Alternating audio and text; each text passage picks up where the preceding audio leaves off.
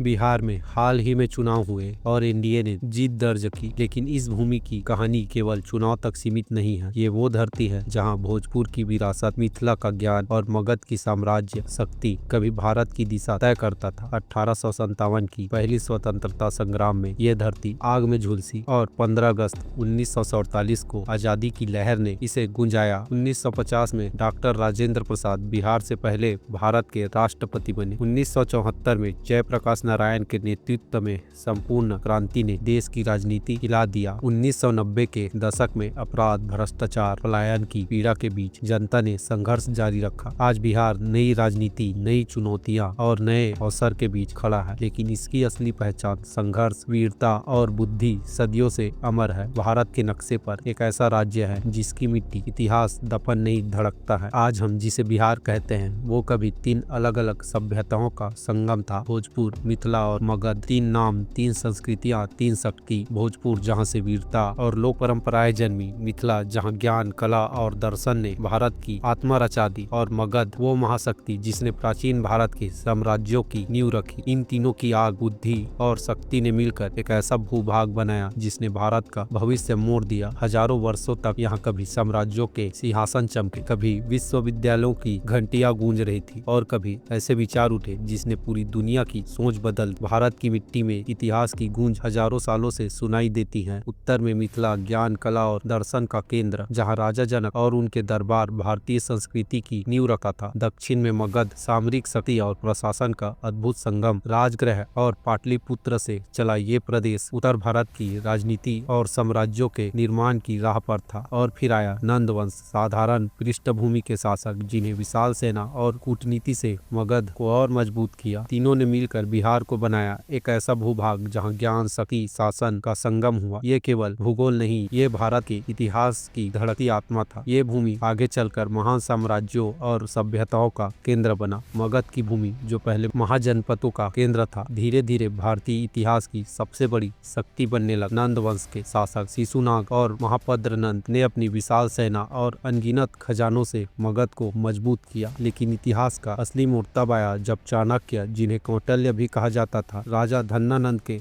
अपमान के बाद प्रतिज्ञा लेकर लौटे। उन्होंने युवा चंद्रगुप्त मौर्य को मार्गदर्शन दिया। चाणक्य और चंद्रगुप्त ने मिलकर नंद वंश का अंत किया और मौर्य साम्राज्य का नींव रखा। राजगृह से पाटलिपुत्र तक मौजूदा पटना क्षेत्र मौर्य की नई राजधानी बन गया। चंद्रगुप्त ने पूरे उत्तर भारत में शासन स्थापित किया और उनके उत्तराधिकारी बिंदुसार और अशोक ने इसे विशालतम साम्राज्य में बदल दिया। नंदों के राजनीतिक उद्यान और मौर्य की शक्ति के उदय के बीच बिहार की इस भूमि में एक शांत क्रांति जन्म ले रहा था, सत्ता और युद्ध की दौड़ से बिल्कुल अलग। बोध गया के वट वृक्ष तले सिद्धार्थ ने वहां अपना ज्ञान पाया, जिसने दुनिया को गौतम बुद्ध दिया। बुद्ध ने राजगृह, विशाली और मगध के नगरों में अहिंसा, करुणा और मध्यम मार्ग का संदेश फैलाया। राजाओं से लेकर आम जनता तक हर कोई बदलता गया। बिहार बुद्ध के जीवन का केंद्र बना। यही पहला धर्म चक्र घुमा, यही भिक्षु संघ खड़ा हुआ और यहाँ से एक ऐसा विचार उठा जिसने एशिया की आधी दुनिया की सोच बदल दिया। 5वीं शताब्दी में स्थापित नालंदा विश्वविद्यालय विश्व भर के विद्यार्थियों को बुलाता था। चीन, तिब्बत, जापान, मध्य एशिया, यहाँ बुद्ध धर्म, तर्कशास्त्र, चिकित्सा और खगोल की शिक्षा दिया जाता था। सैकड़ों मंदिर, विशाल लाइब्रेरी और छात्रावास इसे बना रहे थे, ज्ञान का विराट केंद्र। लेकिन 12वीं सदी में बख्तियार खिलजी के आक्रमण ने इसे चुनौती दिया। लाइब्रेरी और शिलालेख आग के भेद चढ़ गए। हजारों वर्षों का ज्ञान राख में बदल गया। 12वीं सदी के अंत तक पाल वंश कमजोर पड़ चुका था। उनके बाद आए सेन वंश भी बाहरी आक्रमणों का दबाव नहीं झेल पाए। इसी दौर में एक ऐसा घटनाक्रम हुआ जिसने बिहार का इतिहास हमेशा के लिए बदल दिया। 1193 में तुर्क सरदार बख्तियार खिलजी ने बंगाल और मगध पर तेजी से अपना अभियान शुरू किया। खिलजी की सेना ने कई नगरों पर कब्जा किया और इसी के साथ दिल्ली सल्तनत का प्रभाव बिहार तक फैल गया। धीरे धीरे प्रशासन, नियम और शासन की दिशा सब नई व्यवस्था के हाथों में जाने लगा। 1540 में शेरशाह सूरी का उदय ने बिहार की राजनीति को नई दिशा दी। सड़क, प्रशासन, किलेबंदी फिर से संगठित हुआ, लेकिन उसके बाद सूरी शासन कमजोर पड़ा और धीरे धीरे बिहार फिर से संघर्षों का मैदान बन गया। 16वीं सदी तक उथल पुथल के बाद बिहार कुछ समय शांत रहा, लेकिन 17वीं सदी में एक नई ताकत यहाँ कदम रख चुका था। East India company. शुरुआत व्यापार से हुई, पर धीरे धीरे कंपनी बिहार की राजनीति में दखल देने लगा। नवाबों और कंपनी के बीच तनाव बढ़ गया और 1764 में वह क्षण आया जिससे इतिहास की दिशा बदल दिया गया। बक्सर 1975 में बिहार की धरती पर 3 शक्तियां आमने सामने थी। मुगल सम्राट शाह अल द्वितीय,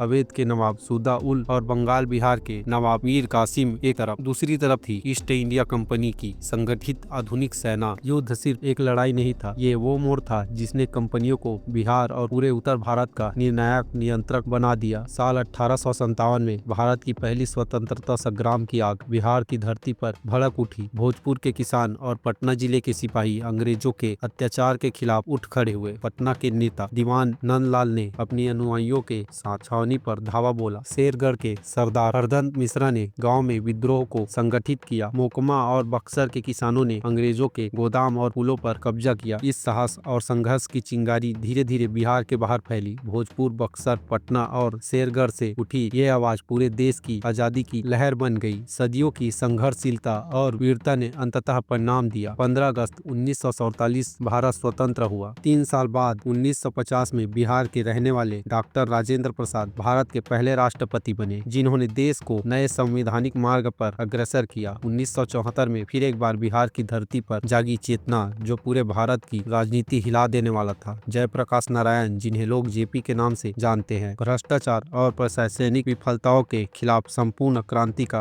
आह्वान किया। पटना, भागलपुर और औरंगाबाद के छात्र, किसान और आम जनता उनके नेतृत्व में उठ खड़े हुए। सड़कों पर प्रदर्शन, हड़तालें और सभाओं ने बिहार को आंदोलन की लहर में बदल दिया और ये चेतना आगे चलकर पूरे बिहार और देश की राजनीति को नए मोड़ पर ले गया। 1990 के दशक में बिहार राजनीति की गलियों में उथल पुथल थी। अपराध की लहर शहर और गांव दोनों में फैल रहा था। चोरी, डकैती, अपहरण और हिंसा आम हो गया था। हर समाचार पत्र में डर और असुरक्षा की गूंज सुनाई देता था। साथ ही भ्रष्टाचार, घोटाले ने जनता की उम्मीद को कुचल दिया। सरकारी योजनाएं केवल कागजों तक सीमित रह गए और आम आदमी अपने हक के लिए संघर्ष कर रहा था। हर अधूरी योजना, हर खाली खजाना लोगों में निराशा और गुस्सा पैदा कर रहा था। बेरोजगारी ने स्थिति और जटिल बना दी। गांव और छोटे शहरों से लोग पटना, गया, भागलपुर और बिहार के बाहर रोजगार की तलाश में पलायन करने लगे। उनके पीछे सुनसान खेत, खाली घर और टूटी हुई परिवारों की कहानियां रह गया। अपराध, भ्रष्टाचार और पलायन के बीच बिहार की सामान्य जनता ने जीने की जद्दोजहद जारी रखी। समय बदल रहा था और बिहार की धरती भी उसके साथ बदल रहा था। पुरानी कठिनाइयां अभी भी मौजूद था, अपराध, भ्रष्टाचार, पलायन की चुनौतियां, बट लोगों में उम्मीद की नई किरणें भी नजर आने लगा था। शहर और गांव में शिक्षा, स्वास्थ्य और बुनियादी सुविधाओं पर ध्यान बढ़ा। लोगों ने अपने हक और अधिकार के लिए जागरूक होने लगे। व्यापार, उद्योग और कृषि नए संभावना उभरने लगा। गांव से पलायन धीमा हुआ और कुछ लोग लौटकर अपनी जमीन और परिवार के लिए नए अवसर तलाशने लगे। अपराध और भ्रष्टाचार पूरी तरह नहीं रुके, लेकिन प्रशासन और समाज में सुधार की कोशिश दिखाई देने लगी। बिहार की ये धरती, जिसने सदियों तक संघर्ष, वीरता और बुद्धि का इतिहास लिखा, अब वो नई चुनौतियों और अवसरों के बीच खुद को फिर से ढालने लगा। जनता की उम्मीद, साहस, संघर्ष की ज्वाला समय की धारा के साथ आगे बढ़ रहा है।